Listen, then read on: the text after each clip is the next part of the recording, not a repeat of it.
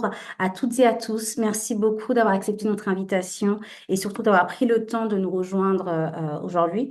Je suis vraiment très heureuse de vous présenter un programme qui est tout nouveau dans l'écosystème du Pacte mondial des Nations Unies, qui est l'accélérateur Business Integrity. Certains d'entre vous connaissent déjà nos accélérateurs sur le droit humain, sur le climat ou le genre. Celui-ci est le tout dernier à avoir été développé par le siège, à savoir qu'il est encore en cours de développement. Donc c'est vraiment un honneur de pouvoir vous en parler alors qu'il est encore en cours de développement. Donc l'objectif de cette réunion est très simple. On va vous expliquer pourquoi ce programme a été créé, ce qui le différencie de formations classiques sur la conformité et ce que vous allez concrètement apprendre et enfin à qui il s'adresse. Nous garderons bien entendu un temps important pour répondre à toutes questions que vous pourriez avoir et à savoir que la réunion n'engage en rien. Son objectif est vraiment de vous permettre de décider à l'issue de cette présentation si ce programme correspond aux besoins actuels de votre entreprise. Donc, quand on regarde l'agenda, on voit qu'on aura les grandes étapes de notre échange. Ça va d'abord être le pourquoi, avant de voir le contenu du programme les entreprises concernées, le fonctionnement concret du programme et puis enfin le calendrier. Donc, on va commencer par la question essentielle. Pourquoi un nouvel accélérateur sur l'intégrité des affaires? Donc, moi, j'aimerais bien vous poser une question. Combien d'entre vous disposent déjà d'un code de conduite? Peut-être combien d'entre vous disposent déjà d'une politique du style une politique cadeau ou même un dispositif d'alerte ou une cartographie des risques? Beaucoup d'entre vous vont me dire oui, parce qu'en effet, la plupart des entreprises aujourd'hui disposent déjà de ces outils. Pourtant, nous continuons à voir apparaître des scandales majeurs. Nous continuons à observer des cas de corruption. On continue à constater que certaines organisations possèdent tous les dispositifs attendus, mais que malgré cela, des mauvaises décisions continuent d'être prises. Parce que disposer d'un programme de conformité ne signifie pas automatiquement disposer d'une véritable culture d'intégrité. Et c'est précisément là que commence cet accélérateur Business Integrity. Son ambition n'est pas simplement d'aider les entreprises à être conformes. Son ambition est d'aider les entreprises à intégrer l'intégrité dans leur manière de décider, dans leur gouvernance, dans leur stratégie, dans leurs opérations quotidiennes. C'est exactement ce que résument ces définitions que vous voyez là, qui parlent de l'objectif de l'accélérateur. Intégrer l'intégrité au cœur des stratégies, des décisions et des opérations.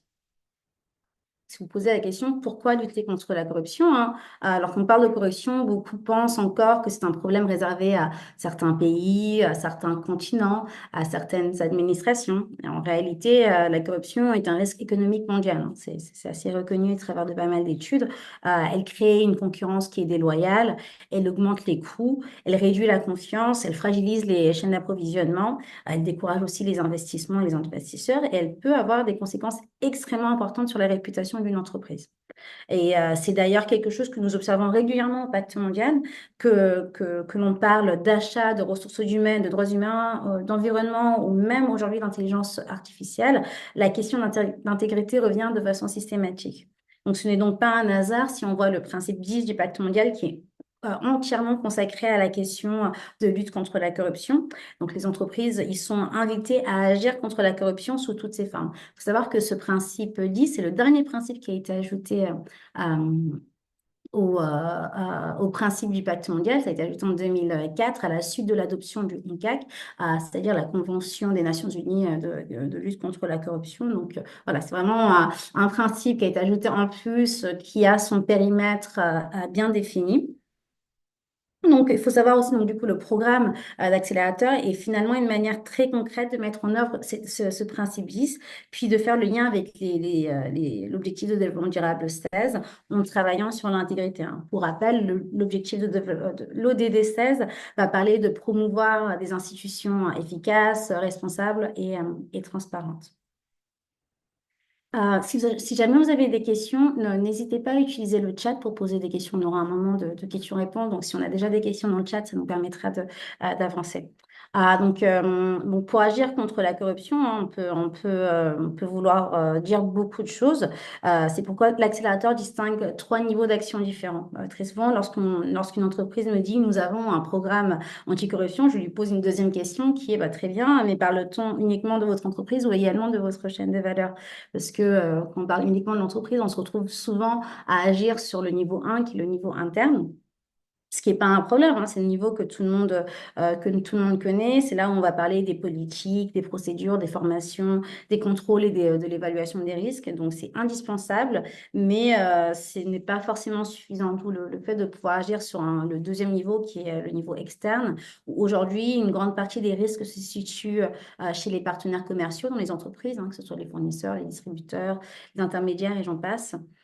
Donc, c'est pour ça que l'intégrité doit dépasser les frontières simples de l'entreprise, donc d'où l'action externe. Et puis, le troisième niveau, c'est que, il y a une dimension beaucoup moins connue qui est l'action collective, parce qu'une entreprise ne peut pas lutter seule contre la corruption, hein. Certaines difficultés, comme on a dit, sont systémiques. Elles nécessitent un dialogue entre entreprises, avec les pouvoirs publics, avec la société civile, avec les organisations internationales.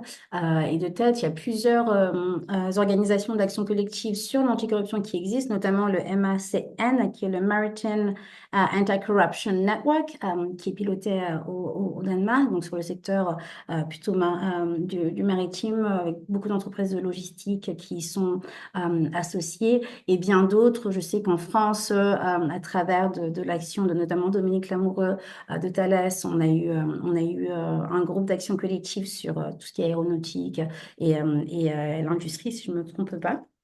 Donc, ce troisième pilier, c'est ce qui va vraiment différencier, je dirais, cet accélérateur d'un programme classique de conformité.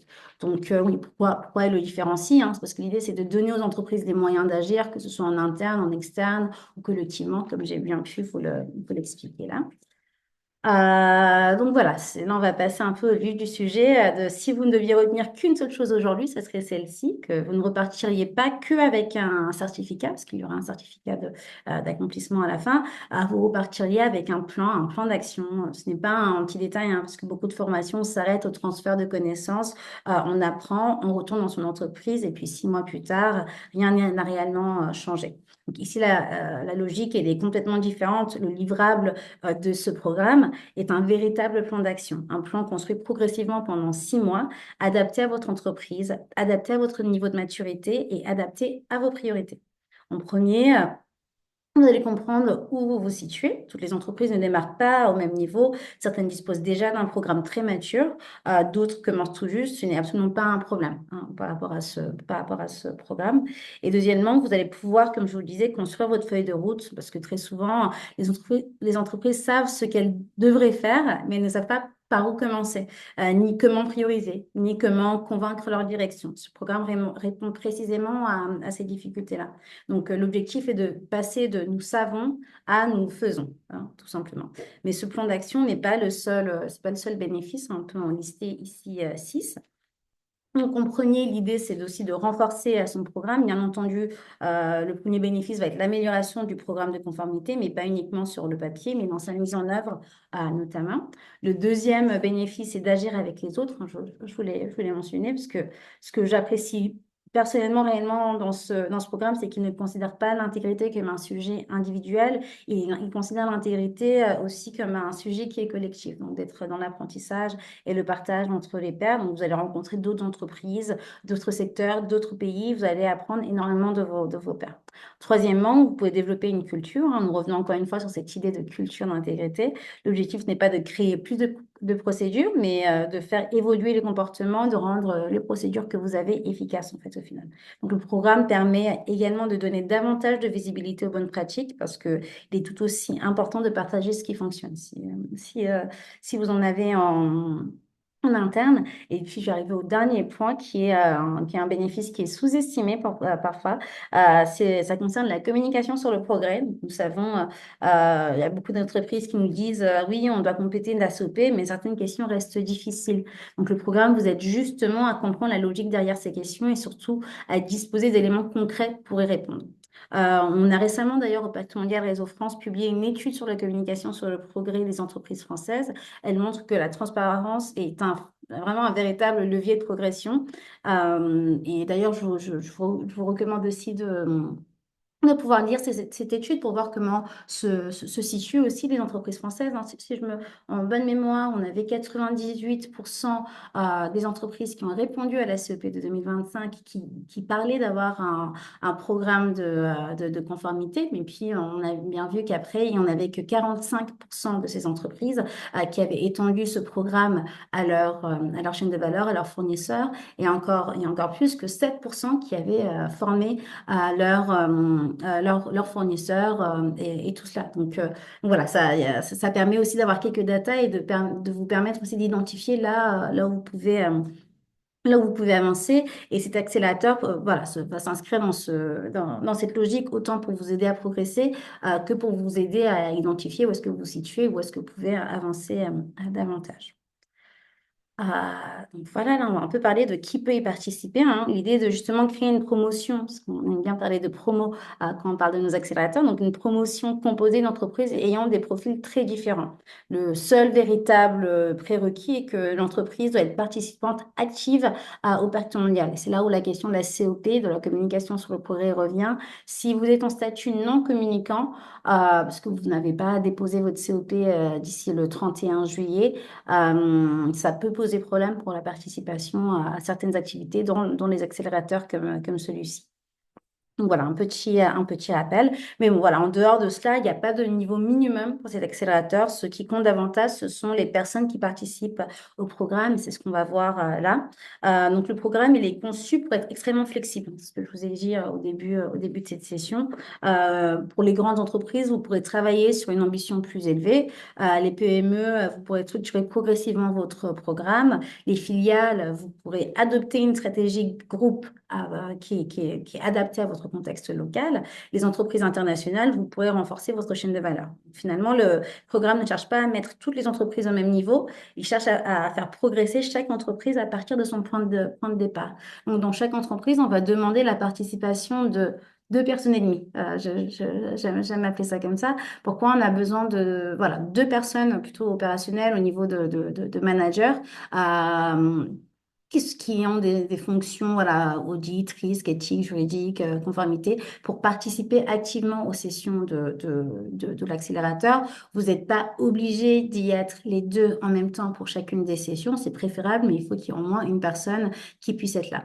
Puis après, derrière, on attend à ce que vous ayez le soutien de vos dirigeants. Donc, ça peut être votre Chief Compliance Officer, Chief Legal, les directeurs, VP, voilà, qu'on va appeler les ambassadeurs pour qu'ils puissent s'impliquer dans les activités et les événements de l'accélérateur. Donc, quand on parle des ambassadeurs, il y a aussi ce besoin de soutien interne pour avoir les validations en interne et porter les résultats du programme à l'intention de la direction. Le but n'est pas que vous fassiez un programme pendant 6 mois, que vous ayez une feuille de route détaillée et un plan d'action détaillé que vous construisiez et que à la fin, que vous n'ayez pas les leviers et les moyens nécessaires en interne pour le mettre en œuvre.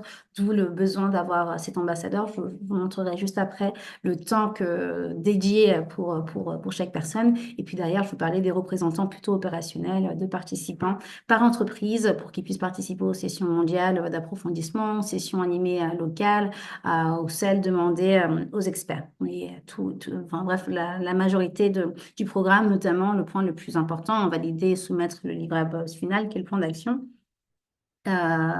Et tout cela. Donc là, je vais vous présenter un peu la structure du programme, mais à savoir qu'il est peut-être amené à changer. Je vous montrerai le calendrier de lancement de tout cela, parce qu'on est sur une date de début qui se trouve en 2027. Et c'est pour ça que c'est aussi important qu'on revient vers vous, enfin, on vient vers vous avant le lancement de ce programme pour savoir si le programme tel quel répond aussi à vos besoins et pour prendre compte de vos retours aussi, hein, s'il y a des choses à adapter au niveau local, au niveau France, de pouvoir le faire et aussi à savoir est-ce qu'il y aurait un appétit pour les entreprises participantes du pacte pour cet accélérateur. Donc, on vous prévient tôt et peut-être que vous aussi, de votre côté, vous pourrez et prendre le temps d'y réfléchir et voir si vous êtes prêt à voilà, vous lancer dans l'aventure, hein. Donc, le parcours d'apprentissage, il va ressembler beaucoup aux trois niveaux dont on a parlé sur les niveaux d'action sur la lutte contre la corruption. Donc, on va d'abord commencer par un lancement. Ce sera, si vous avez déjà fait les accélérateurs droits humains ou TGE sur le genre ou climat, vous savez que c'est des événements en présentiel normalement. Puis après, on s'attaquera sur les différents niveaux, en interne, en externe, au niveau collectif. Et puis après, une clôture est supposée être écrite en français au mois d'août, juste là. Mais voilà, je vous montre un peu plus en détail. Et encore une fois, ce n'est pas la version finale, elle est presque finale, mais comme ça, vous avez à peu près une idée de ce à quoi va ressembler le parcours d'apprentissage, hein. Dans le lancement, on a souvent, comme d'habitude, une session mondiale, une session locale et du contenu à la demande sur l'académie. Sur le module 1, sur tout ce qui est action en interne, on a trois sessions mondiales, deux sessions locales, une session pour les ambassadeurs. Donc, vous verrez que les ambassadeurs, au final, il n'y a que deux sessions où ils sont demandés à intervenir. On aura toujours du contenu à la demande tout au long du programme et aussi les sessions demandées à l'expert et des ateliers régionaux, parce qu'on a aussi l'ambition de travailler au niveau européen, surtout au niveau européen. Si vous avez un peu suivi les travaux du pacte, on avait un groupe de travail justement sur la nouvelle directive européenne anticorruption. Donc, dans l'idée de cet accélérateur, on va aussi continuer à faire vivre les travaux qu'on a pu faire sur cette directive. Puis, à la clôture, on a une session de partage et bien sûr la soumission du plan d'action. Un point à savoir, c'est que pour ce programme, au niveau du réseau France, nous avons un partenariat avec l'Agence française anticorruption. Donc, tout le contenu qui va être amené du siège, ce sera un contenu qu'on va pouvoir localiser au maximum aux réalités françaises, au contexte français, donc notamment à l'application de la loi Sapin 2 parmi tant d'autres. Donc, ils seront là dans leur capacité de travail avec la partie conseil des acteurs économiques au niveau de l'AFA. Donc, voilà, ça, on a vraiment dans l'ambition d'avoir quelque chose qui est concret et qui est vraiment dans les réalités de votre entreprise. Et là, j'avais voulu vous montrer très rapidement ce dont on parle, les thématiques pour les différents contenus, mais encore une fois, c'est encore au statut de draft, donc ça c'est amené à changer. Et peut-être avant que je rentre plus en détail sur le contenu, juste par rapport au temps qui vous sera demandé, hein, je voulais un peu revenir sur ça. Donc pour nous, en tant que facilitateurs et pour les réseaux locaux, en dehors des sessions animées par le siège, nous, il nous est demandé à peu près 16 heures d'animation. Et puis de vous, de votre côté, c'est environ 50 heures qui vous est demandé étalé sur 6 mois, je vous rassure. Donc c'est très similaire au programme Droits humains si vous avez déjà suivi le programme Droits humains. Et pour l'instant, la structure, le contenu du programme, on est vraiment sur un mélange de formats différents. Donc on vous a parlé de contenu à la demande sur l'académie. Il y a un cours qui est sorti l'année dernière. Il est vraiment super, mais moi j'ai pu le suivre plusieurs fois sur faire des affaires avec intégrité, qui est disponible sur l'académie. Donc, ce sera un premier point de départ pour tout le monde. Puis des vidéos introductives. Puis on aura un lancement au niveau du siège, bien sûr, une session locale en présentiel, normalement dans nos bureaux du Pacte mondial, puis une session de travail avec notamment une auto-évaluation pour vous préparer au module 1. Puis, normalement, ça, c'est le module 1 sur tout ce qui est action interne. On va parler de, bon, voilà, la session ambassadeur, ça va être plutôt une session de rappel, voilà, des rôles et des responsabilités. Et peut-être avoir un lancement local aussi pour les ambassadeurs, ça dépendra. Puis, on aura encore du contenu sur l'académie avec un nouveau cours Integrity by Design. Puis, on aura des sessions d'approfondissement, les deep dives au niveau du siège sur l'évaluation des risques de corruption, le leadership éthique, culture du signalement, dispositifs d'alerte. Puis on passera aux sessions locales animées par moi-même et avec la FA. À voir aussi qu'avec la FA, on se pose la question de est-ce que c'est plutôt sur le module 1, le module 2, sur le module 3 où ils vont intervenir. Pour l'instant, on est plutôt parti sur le module 1, sur l'action en interne, et puis le module 3. pour la co-animation, la co-création de contenu. Des sessions avec l'expert, donc demander à l'expert. On travaille souvent avec l'ONU-DC qui est un peu le garant de la Convention anticorruption des Nations Unies dont je vous ai parlé, le ONCAC.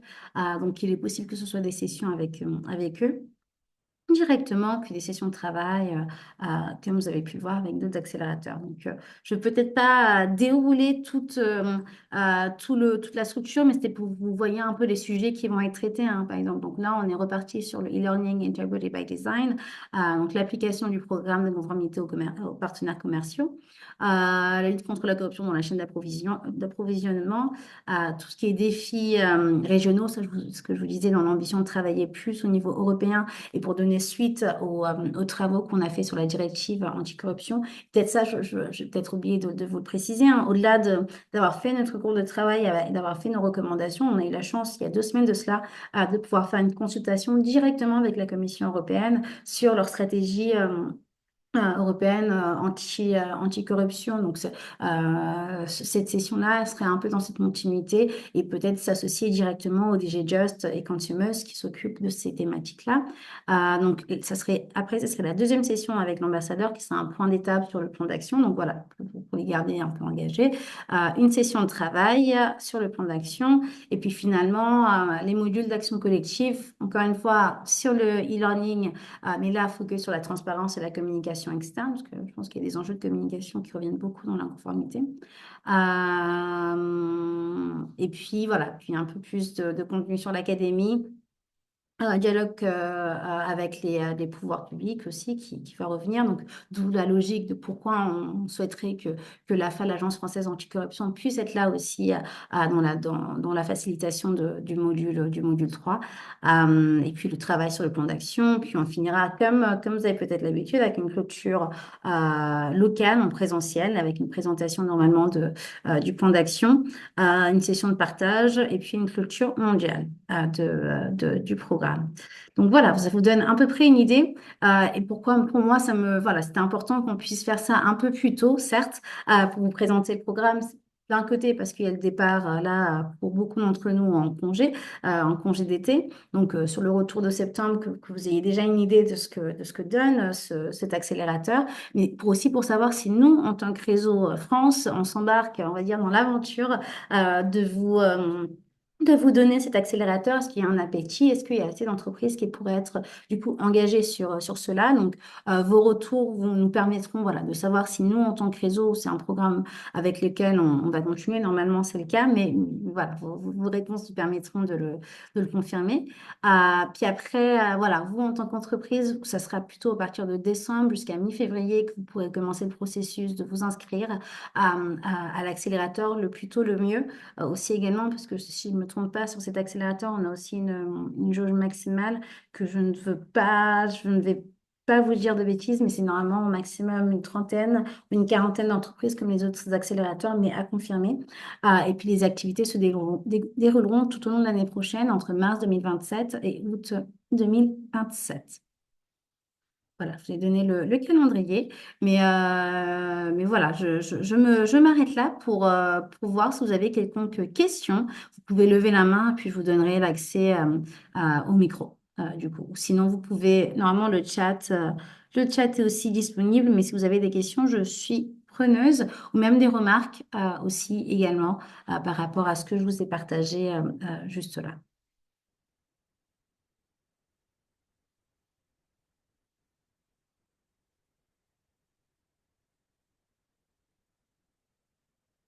N'hésitez vraiment pas, hein. Vous pouvez lever la main. Super, je vois une main levée. Ah, et il est parti. J'avais vu une main levée, oui. Voilà. Normalement, vous pouvez prendre la parole. Oui, Véronique? Je ne sais pas si c'est que de mon côté, mais je ne vous entends pas. Peut-être que vous pouvez réessayer avec votre micro. Là, votre micro, il est coupé, donc c'est sûr que ça va être compliqué.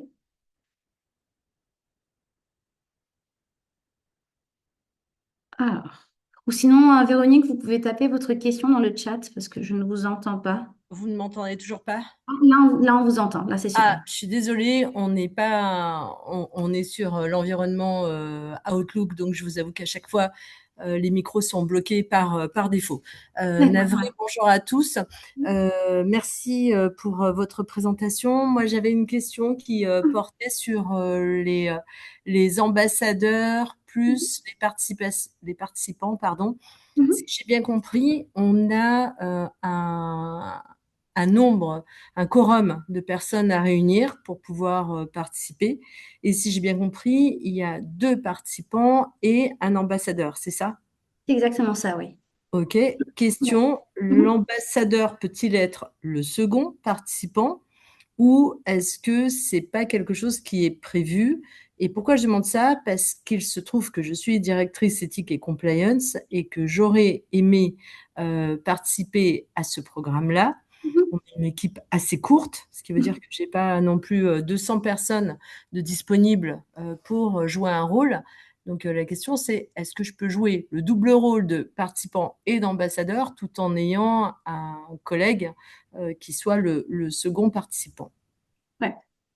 Merci beaucoup pour votre question. J'ai essayé de répondre au maximum enfin voilà, au maximum de où est-ce qu'il en est le programme dans son développement. Donc, si jamais ça change d'ici fin d'année, vous me pardonnerez, Véronique. Mais dans Bien l'idée de sûr. pourquoi on cherche à avoir un ambassadeur, c'est qu'on cherche à avoir quelqu'un qui est aussi dans la direction, qui puisse assurer le suivi et la mise en œuvre du plan d'action par la suite, que ce soit pas laissé de côté, comme je le disais au début de la session. Donc, si vous-même vous êtes au niveau de directeur bon, Mhm. moi, ça ne me poserait pas, enfin, ça remplirait les cases, en fait, Ok, d'un côté. Et si je me trompe pas, ça a peut-être déjà été fait exceptionnellement dans d'autres accélérateurs. Donc, je peux confirmer avec mes collègues de droits humains et de TGE, mais il me semble que ça serait correct à partir du moment qu'il y a un ambassadeur et à partir du moment qu'il y a minimum une autre personne qui puisse être là pour le côté opérationnel, ça ne devrait pas être problématique. Oui. Mais je ok. reviens vers vous juste après ce call, si ça vous va, je vous envoie un email, Véronique, pour vous. Avec plaisir, sachant que on a également participé à l'accélérateur des droits humains. Et Mhm. il se trouve que, bah, pour le coup, si on est par analogie, j'étais participant et ambassadeur. Ok, bah voilà, Pour c'est le ce qui coup, me... j'étais le number two. Le premier participant était ma collègue en charge de la conformité vigilance. Ok, ouais, sur le côté de plus droits humains, du coup, mais c'est ce qui me semblait normalement, c'est possible par exception à partir du moment qu'on a voilà, cette casquette ambassadeur et la casquette opérationnelle, ça devrait être possible. Ouais. Super, merci beaucoup. Pas de souci, merci à vous. Est-ce qu'on a d'autres questions?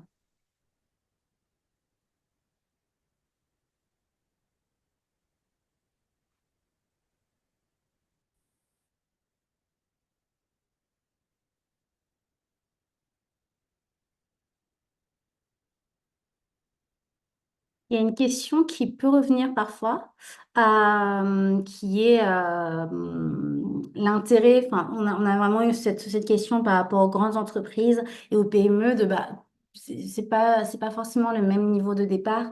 Comment est-ce que cet accélérateur, comment il peut voilà, avoir les deux niveaux qui sont impliqués? Je pense que j'ai caché cette slide au final, mais c'est ce que je vous disais plus tôt, qu'il y a une question de vouloir accepter le point de départ de chacun et de permettre à chacun de pouvoir avancer dépendant de leur niveau. Donc, pour les grandes entreprises, l'idée est de vraiment augmenter et d'élever l'ambition de base, de renforcer peut-être les programmes de conformité que vous avez déjà et vous donner les outils pour un peu boucher, on va dire, les trous, les gaps qui peuvent exister. Alors que de l'autre côté, les PME, l'idée, c'est de vous aider à commencer. Donc, même s'il y a ces différents niveaux, on est vraiment pas en train de cibler plus des PME ou plus des PME ou plus de grandes entreprises.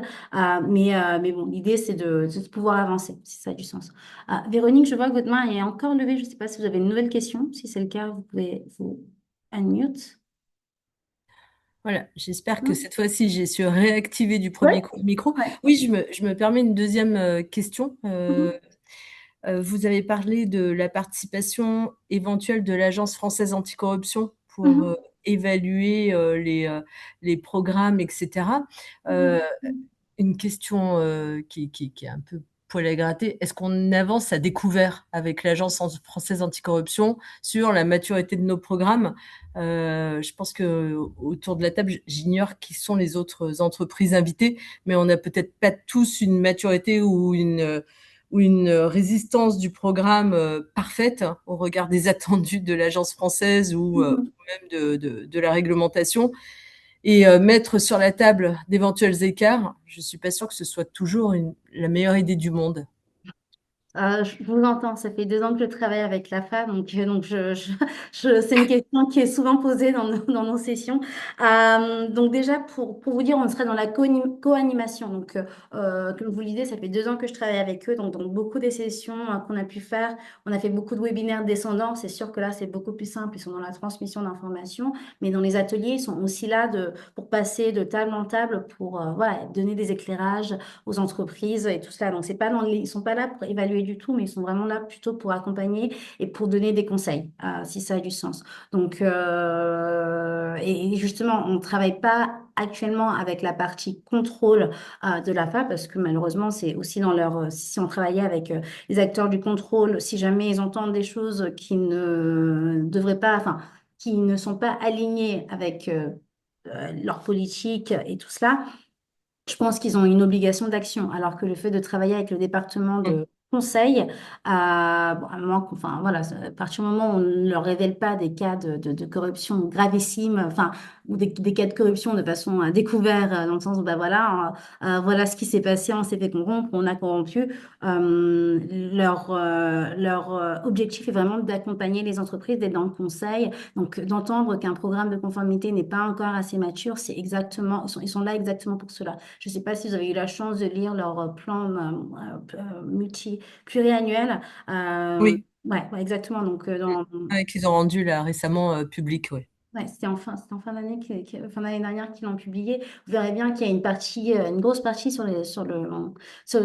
suis désolée, je perds mes mots aujourd'hui, sur les acteurs économiques, notamment les PME, mais aussi de continuer à faire avancer les ETI et les grandes entreprises. Donc, on est aussi aligné dans leur stratégie à eux. Ils savent très bien que pour pouvoir avoir accès à ces entreprises-là, ils doivent venir avec une approche conseil et non une approche contrôle. Donc là, vraiment, Chatham House jusqu'au bout. Rien de ce que vous pouvez dire sera utilisé contre vous, mais il faut être réaliste aussi, il y a une limite si vous avouez avoir été dans une situation de corruption, ça peut être un peu compliqué. Mais je ne pense pas que c'est dans cette approche-là que vous viendrez dans l'accélérateur. Ils sont vraiment plus là pour accompagner. J'espère avoir plus ou moins répondu à votre question, Véronique, sans forcément Ouais, c'est parfait. vous Merci faire beaucoup. trop peur. Ouais. C'est parfait. Est-ce qu'on aurait d'autres questions?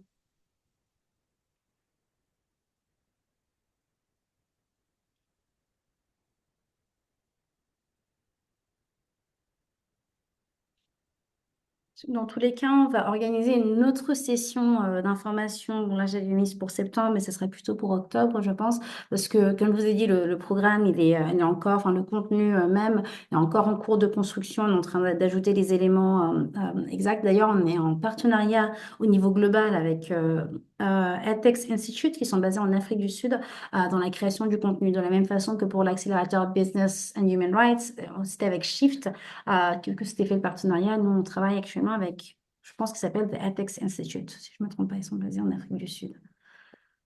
Donc voilà, si jamais vous avez des questions plus, n'hésitez pas. Ah, faut que j'aille sur cette partie-là, parce que c'est toujours bien d'avoir vos retours. N'hésitez pas, s'il vous plaît, à prendre votre téléphone pour remplir ce questionnaire de satisfaction. Ça nous permet de savoir, voilà, est-ce que ça a été clair, est-ce que ce genre de session répond à vos besoins. Et c'est le contenu de l'accélérateur aussi pourrait répondre à vos besoins. Et puis, dans une démarche d'amélioration continue. Mais en attendant, nous, on sera là septembre ou octobre pour une deuxième session d'information avec peut-être un peu plus de précision sur ce qu'on va faire dans les sessions locales par exemple, ou ce qu'on va faire exactement, comment le déroulé des sessions globales. par exemple. Donc n'hésitez pas à revenir vers vous. Et moi, je suis toujours preneuse de questions et de réponses. J'essaie au maximum de vous répondre par email. Mais s'il n'y a pas plus de questions, je suis ravie du coup, de vous rendre encore quelques minutes de votre journée. Et je vous remercie ouais, très sincèrement d'avoir pris le temps d'être là aujourd'hui avec nous. Donc, merci à vous et je vous souhaite une très bonne journée. Merci bien. Et au revoir tout le monde. Merci.